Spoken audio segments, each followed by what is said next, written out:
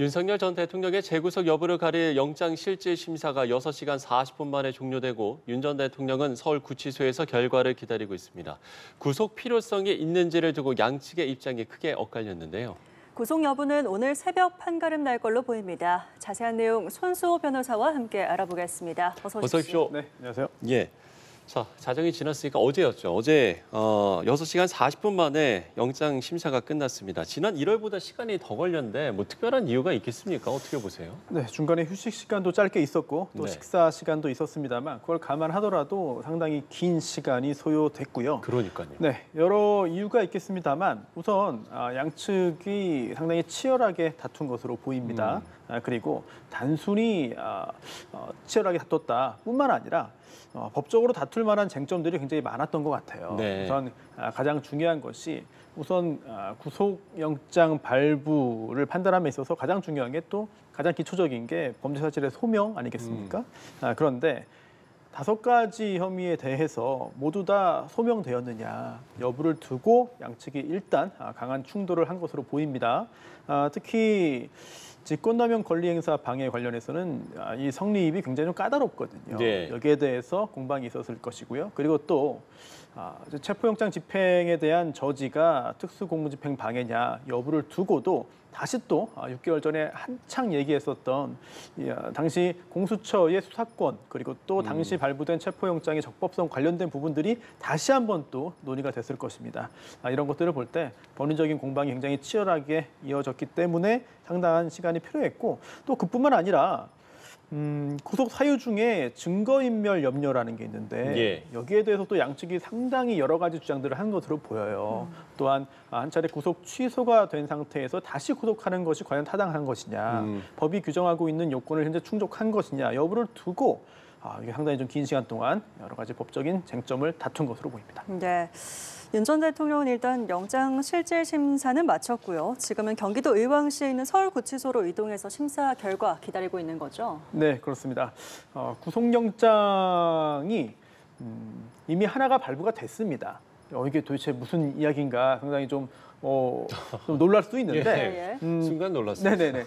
체포되지 않은 상태에서 영장 실질심사를 받을 때 이미 영장이 하나가 발부되는데요. 이게 뭐냐면 구인을 위한 구속영장입니다. 즉, 이 구속이라는 게 크게 2가지 의미를 가지고 있는데요. 네네. 이제 구인도 있고 구금도 있습니다. 구인이라고 하는 거는 어떤 사람을 특정 장소에 데리고 오는 거예요. 데리고 와서 놓는 겁니다. 이거 인치라고 하는데요. 그래서 윤석열 전 대통령이 구인을 위한 구속영장이 집행되어서 법정에 인치됐습니다. 법정에 인치된 상태에서 영장 실질심사를 받았고 이걸 마친 다음에 지금 서울구치소에 유치가 된 거죠. 이것까지는 구인을 위한 체포되지 않은 미체포 피의자 신문을 위한 그러니까 구인 영장의 효력에 의해서 현재까지 모든 절차가 법적으로 진행이 된 거고요. 네네. 그렇다면 이 모든 절차를 한 이유가 뭐냐? 바로 구금. 특정한 장소에 이제 가두는 것이죠. 가두어 놓고 본인의 의사에 따라서 자유롭게 활동하지 못하도록 장소적인 이용을 금지하는 이걸 구금이라고 하는데 이러한 우리가 일반적으로 생각하는 좁은 의미의 구속영장, 이 구금을 위한 구속영장 발부 여부를 현재 기다리고 있습니다. 그래서 오늘 이미 하나의 구속영장을 발부가 돼서 집행이 됐고 그 효력에 의해서 현재 서울구치소에서 대기하고 있는 것이고 앞으로 조만간 2번째 그런 좁은 의미의 구속영장 발부 여부가 판단될 것으로 보입니다. 예. 그 부분에 대해서도 시청자 여러분들께서도 아주 잘 이해가 가실 것 같습니다. 예. 자, 그런가 하면 뭐 앞서서도 양측의 공방이 정말 치열했을 것이다. 이런 뭐 전망들도 계속 나왔었습니다만 일단 특검팀은 검사 10명이 신문에 투입된 것으로 알려졌고 PPT 자료만 178페이지, 300여 쪽에 달하는 의견서. 이게 그러니까 통상과 비교했을 때 상당히 좀 많은 거죠. 어떻습니까? 그렇죠. 원래 저희도 실무에서 이렇게 영장 실질심사에 참여해서 이제 변호를 하잖아요. 네. 변호사로서. 검사가 나오지 않는 경우가 거의 대부분입니다. 그렇습니까? 나오진 네네. 않거든요. 그리고 또 대부분의 경우는 자백을 하면서 구속을 피하기 위해서 구속 사유가 존재하지 않는다. 라고 호소하는 경우도 많이 있는데 네네. 하지만 오늘 이 사건은 그러한 일반적인 쉽게 볼 수 있는 그런 사건들과 달리 굉장히 팽팽하게 대립하고 있고 그리고 또 만약 윤석열 전 대통령이 다시 한번 구속된다면 추후 지금 현재 1심 재판이 상당 부분 진행되고 있는 내란 우두머리 혐의 재판 결과에 따라서는 사실 무기징역이 만약에 선고된다면 법정형이 사형 또는 무기징역밖에 없으니까요. 그렇죠. 그렇다면은 사실 오늘의 구속영장 집행이 윤석열 전 대통령에게는 정말 어마어마하게 큰 좀 변화일 수도 있습니다. 그런 차원에서 정말 아주 철저하게 다툴 것으로 보이고요. 그러다 보니 그러한 저항을 예상한 특검 역시 굉장히 준비를 철저히 했고 이제 증거와 법리로서 구속영장을 발부받기 위해서 여러 가지 준비를 한 것으로 볼 수 있겠죠. 네. 윤 전 대통령 측에서도 만반의 준비를 한 것 같습니다. 검찰 강력특수통 출신인 김홍일 변호사를 포함해서 7명의 변호사가 나왔다고 하고요. 변호인들 역시 167페이지 분량의 PPT 자료, 그리고 재판부에도 68페이지 의견서를 별도로 냈다고 전해집니다. 굉장히 팽팽히 맞섰을 것 같아요. 그렇습니다. 굉장히 중요한 사건이잖아요. 그리고 또 전직 대통령이 다시 한번 구속되는지 여부를 판단하는 것이기 때문에 모든 국민들이 굉장히 관심 있게 지켜보고 있고 또한 구속영장 발부 여부에 따라서 앞으로의 특검 수사에 미치는 영향도 지대할 것이기 때문에 저희도 지금 자정 넘은 시간까지 이 사건에 대해서 계속해서 법적으로 분석을 하고 있고 네. 또 지금 상황이 어떠한지를 확인하고 있고 또한 앞으로 어떻게 될 것인지 예측을 하고 있잖아요. 네네. 이제 특검과 윤석열 전 대통령 측 역시 이제 제출한 자료의 분량만 보더라도 그리고 또 영장실질심사에 실제로 소요된 시간을 보더라도 정말 최선을 다해서 공방을 펼쳤다. 이제 판단은 이제 법원에 넘어갔다라고 할 수 있겠습니다. 예. 영장 심사가 있기 전에 윤석열 전 대통령이 직접 이제 출석을 하기 때문에 과연 출석을 해서 어떤 입장을 밝힐 것인가 이 부분이 관심사였는데 이제 전해지기로는 약 20분 동안 마지막에 최후 진술을 했다고 하는데 여기에서는 어떤 내용들을 좀 이야기를 했을까요? 네, 오늘 있었던 모든 절차 상당히 긴 시간 동안 진행됐습니다만 제일 처음에 진술권법권 고지하고 그리고 또 누구인지 확인하는 인정신문 절차를 거치고 네네. 그 후에 판사가 피의자 윤석열 전 대통령에 대한 신문을 합니다. 그리고 그 외에 제3자에 대한 신문도 할 수 있었습니다만 그렇게 진행되진 않은 것으로 보이고요. 그 후에 검사와 변호인의 의견 진술이 있고 마지막 단계로 피의자의 의견 진술이 이루어진 것인데요. 네. 전해지는 이야기에 따르면 변호인이 한 이야기를 종합했다. 그리고 또 결과적으로는 12월 3일에 있었던 비상계엄 선포가 정당하다는 주장으로 연결되었다라는 보도들이 나오고 있습니다. 이 말은 곧 5가지 혐의를 모두 다 부인하고 또한 그중에서 가장 중하게 볼 수도 있는 이제 체포영장 집행에 대한 저항, 이게 과연 특수공무집행 방해냐 이 부분에 대해서도 결국 특수공무집행 방해가 아니라고 보려면은 사실 비상계엄 선포의 정당성 그리고 또 그 후에 여러 가지 공수처 수사 등의 불법성 등등을 설명할 수밖에 없습니다. 이런 내용들을 20분 동안 이야기를 했고요. 또 이렇게 마지막 의견 진술 전에도 이제 영장전담 판사가 윤석열 피고인에게 전 대통령에게 직접 질문을 한 사항들이 여러 가지가 있었는데 네. 거기에 대해서도 상당히 좀 자세하게 구체적으로 반박을 했다는 보도들도 이어지고 있습니다. 네, 앞서 답변 중에 살짝 언급을 좀 해주셨습니다만 증거인멸 우려에 대해서도 좀 공방을 벌인 것으로 알려지고 있는데 일단 특검팀은 범죄 중대성과 또 사건 관계인들의 진술 오염 등을 근거로 증거를 인멸할 우려가 있다라고 주장을 했고요. 윤 전 대통령 변호인단은 대부분의 관련자가 일단 구속돼 있다, 재판을 받고 있다, 그리고 압수수색을 통해서 관련 증거도 모두 확보가 되어 있다라고 주장을 했습니다. 증거 인멸의 여지가 없다는 주장 어떻게 좀 보십니까? 네, 뭐 어제 오늘 연합뉴스 TV에서도 여러 번 네. 말씀을 드렸습니다만 피의자를 구속하기 위해서는 죄를 범했다고 볼 만한 상당한 이유가 있어야 됩니다. 이게 전제입니다. 이제 범죄 사실의 소명이라고도 하죠. 이걸 전제로 해서 그 다음에 필요한 게 뭐 주거가 일정하지 않거나 주거 부정 또는 증거를 인멸할 염려가 있거나 아니면 도망했거나 또는 도망할 염려가 있어야 됩니다. 이 세 가지 중에 적어도 하나 이상 인정되어야 하고요. 예. 이것들을 판단할 때 범죄의 중대성이라든지 또는 이 사건에서는 구체적으로 특정할 수 없습니다만 피해자나 증인 등에 대한 위해 여부, 위해 가능성 등등을 종합적으로 고려하도록 되어 있는데 그런데 저희가 좀 더 구체적으로 살펴볼 필요가 있어요. 증거인멸 염려 관련해서. 네. 왜냐하면 증거인멸을 할 수도 있다 또는 증거인멸 안 하겠지 이렇게 추상적으로 판단하는 것이 아니라 우리 규정이 좀 더 구체화 되어 있습니다. 그래서 이 대법원 예규에 보면은요 이렇게 네. 되어 있어요. 증거를 인멸한 염려를 따지는 기준이 4가지가 있습니다. 그래서 첫 번째가 인멸의 대상이 되는 증거가 존재하느냐. 인멸의 대상이 되는 증거가 아예 존재하지 않는다면 증거인멸의 염려가 없는 거죠. 네, 그리고 그 다음으로 두 번째는요. 그 증거가 인멸의 대상이 되는 그 증거가 범죄 사실의 입증에 결정적으로 영향을 주는지 여부입니다. 즉 모든 증거가 아니라 상당히 중요한 증거를 인멸할 우려가 있는지 여부를 따지겠다는 얘기로 해석이 됩니다. 네. 또한 그 다음 세 번째는 피의자 측, 그러니까 윤석열 전 대통령 측에 의해서 그 증거를 인멸하는 것이 가능해야 됩니다. 물리적으로도 가능하고 또한 사회적으로도 가능해야 됩니다. 그리고 마지막 4번째가 증인이나 또는 기타 참고인 등 다른 사람들에 대해서 어느 정도의 영향력 또는 압력 등을 행사할 수 있느냐 등을 따지게 되거든요. 이러한 기준을 구체적으로 적용해 보는 과정을 오늘 양측에서 주장을 했을 테고 또한 법관이 이 기준에 의해서 증거인멸 염려를 따지게 되는 것인데 그런데 한번 구체적으로 한번 보면은요. 인멸의 대상이 되는 증거가 존재하느냐. 윤석열 전 대통령 측에서는 이미 다 압수한 거 아니냐. 더 할 게 없다라고 주장을 하고 있습니다. 그런데 이 증거라고 하는 게 그 어떤 물건만을 의미하는 건 아닙니다. 사람도 증거가 됩니다. 증거 방법이죠. 그리고 또 사람 참고인이든 증인이든 뭐 참고인이 되겠죠. 네.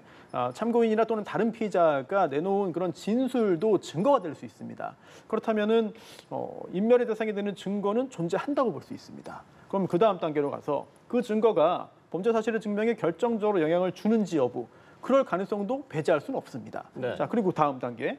피의자 측에 의해서 그 증거를 인멸하는 게 물리적으로 가능하냐, 사회적으로 가능하냐. 이 부분이 굉장히 중요한데요. 오늘도 여기에 대해서 양측이 굉장히 크게 충돌했다는 보도들이 나오고 있습니다. 즉, 전직 대통령이잖아요. 그러다 보니까 이러한 다른 관련자들의 진술에 대해서 영향을 줄 수 있느냐. 그리고 또 그렇게 전직 대통령이 영향을 미침으로써 제대로 된 진술이 나오지 않고 결과적으로는 증거가 제대로 도출되지 않는 거 아니냐. 이런 부분들을 특검에서는 굉장히 강력하게 주장을 했고 여러 증거들을 제시를 했고요. 그리고 또 반면 윤석열 전 대통령 측에서는 그러지 않다. 이미 퇴임했는데 어떤 영향력이 있느냐. 그리고 그동안 언론을 통해서 공개되거나 아니면은 구속영장 청구서를 통해서 언론에 공개된 그런 내용들 역시 존재하지 않는다. 특히 관련자들이 조사를 받을 때 윤석열 전 대통령의 변호인이 함께 입회한 경우에는 동석한 경우에는 윤석열 전 대통령에게 유리한 진술을 하고 그렇지 않은 경우에는 또 다른 진술을 했다. 예. 이런 부분 역시 영향을 미친 바가 없다라고 주장을 했거든요. 과연 어느 쪽의 주장이 옳으냐 이 부분이 굉장히 중요한 쟁점이고 이 증거를 인멸한 염려가 존재하는지 여부에 대한 판단이 구속영장 발부에 직접적인 영향을 줄 것으로 보입니다. 예. 자, 그런가 하면 영장 청구서에는 5개 혐의가 적시되어 있지 않습니까? 이 5개 혐의에 대해서도 다시 한번 좀 간략하게 정리를 하면 좋을 것 같은데 어떤 혐의들인 겁니까? 네. 우선 체포영장을 청구했다가 기각된 그런 그 최초의 그 사유들이 있죠. 바로 당시에 공수처가 청구해서 발부된 체포영장의 집행을 방해했다.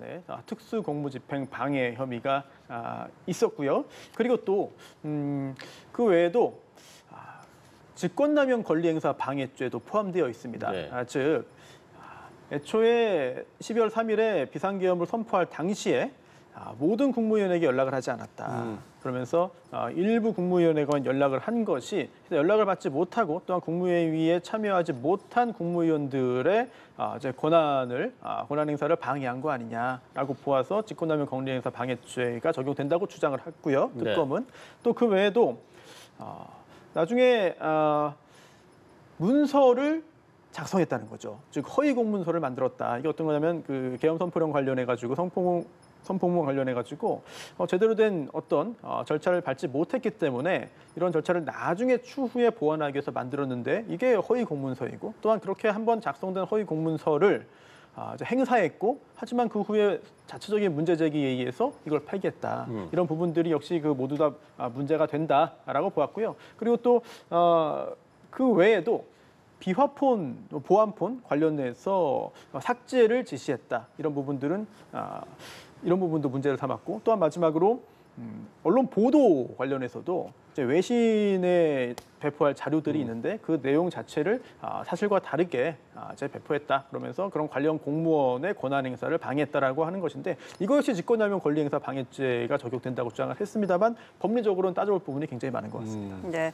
반면 윤 전 대통령 측은 모든 혐의를 일단 부인하고 있습니다. 구속 사유가 되는 범죄 사실이 기존의 내란 혐의와 중복된다라는 점에서 형사소송법상 재구속 요건에 어긋난다라고 주장을 했습니다. 형사소송법 208조인가요? 뭐 이런 건 언급을 하더라고요. 이게 해당되는 내용입니까? 네, 이 부분 굉장히 중요한 쟁점인 것 같아요. 저희가 굉장히 짧은 시간입니다만 지금 구속영장 발부의 요건도 살펴봤고 그리고 또 범죄 사실의 소명에 있어서 핵심 쟁점이 무엇인지도 가볍게 살펴봤고 네. 또한 구속영장 발부의 요건 중에 하나인 증거인멸의 염려까지도 살펴봤는데 이게 다 충족된다 하더라도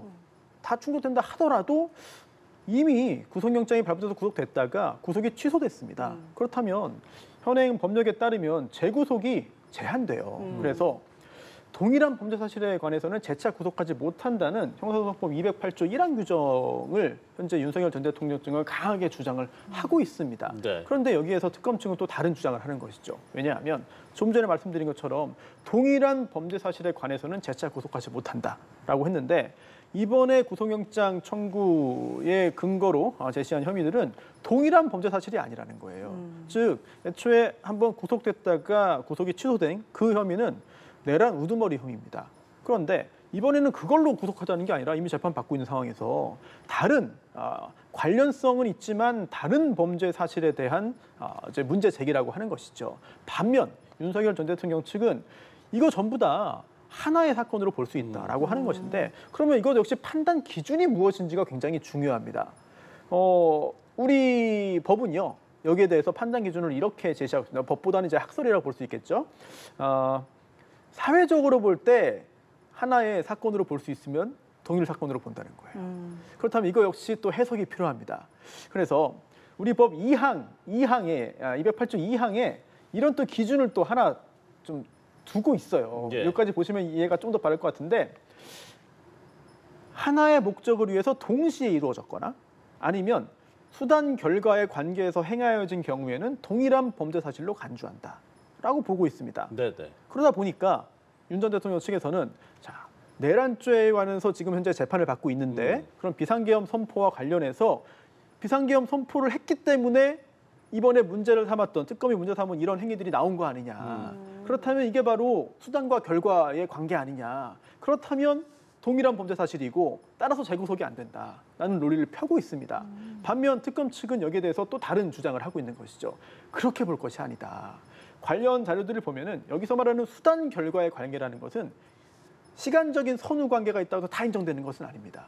즉 예를 들면은 절도죄가 있고 갑자기 또 이 내란 관련된 부분 말하다가 또 이런 절도죄를 말하니까 너무 좀 들자면. 가벼워 보이는 부분도 있습니다만 예를 드는 거예요. 서적에 나오는 부분이라니까 예를 드는 건데 네네.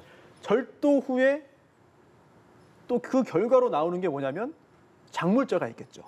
네, 이렇게 절도죄와 작물죄의 경우에는 수단 결과이기 때문에 이런 하나로 보아서 재구속을 하면 안 된다. 재구속 못 한다라고 관련 서적들이 설명을 하고 있습니다. 그렇다면 비상계엄 선포 그리고 또 현재 내란죄 혐의로 재판을 받고 있는 그런 행위 후에 연관되어 있는 후속 행위라 하더라도 과연 이게 수단 결과라고 볼 수 있겠느냐.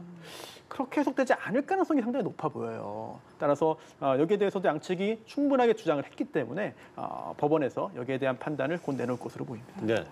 말씀처럼 법원이 어떻게 볼 것인가 그 부분이 이제 관심이 될 것 같습니다. 자, 그럼 끝으로 영장 심사 결과 과연 언제쯤 나올 것인가 이 부분도 관심사인데 글쎄요 언제쯤 좀 예상을 하세요? 잘 모르겠습니다. 네, 사실은 일단 심사 네. 자체도 워낙 좀 네, 길게 네, 가서 맞아요. 네. 네. 이렇게 시간이 오래 걸릴 거면은 오전에 좀 했어야 되지 않냐는 생각이 들 정도로 오후에 시작해서 애초에 늦게 사실 밤에 끝났다고 보는 게 맞겠죠. 네. 그리고 또 영장 전담 판사가 굉장히 신속하게 빠르게 판단을 하기 위해서 노력을 하겠습니다만 예. 제출된 자료도 많고요. 또 오늘 제출된 자료까지 있다고 하거든요. 이런 것들을 꼼꼼히 살펴보려면 시간이 좀 필요합니다. 하지만 이미 영장실질심사 과정에서 그러한 자료들에 대한 설명을 직접 다 들었습니다. 그렇다면은 판단하는데 아주 어렵진 않을 수 있다라는 생각이 들고, 또 하나 중요한 거는 판결을 낼 때는 판결문을 써야 됩니다. 상당한 시간이 소요되죠. 네. 그런데 이 영장실질심사를 거쳐서 구속영장을 발부할 때는 그 이유를 길게 쓰지도 않아요. 이 구속영장 제가 일하면서 받았던 이런 것들을 쭉 보면은 그냥 네모 칸이 있고요. 그냥 체크를 하는 걸로 끝납니다. 피의자는 증거를 인멸할 염려가 있다. 피의자는 도망하였다. 피의자는 도망할 염려가 있다. 일정한 주거가 없다. 이렇게 칸이 있으면 여기에 체크를 하면은 그냥 끝나는 거거든요.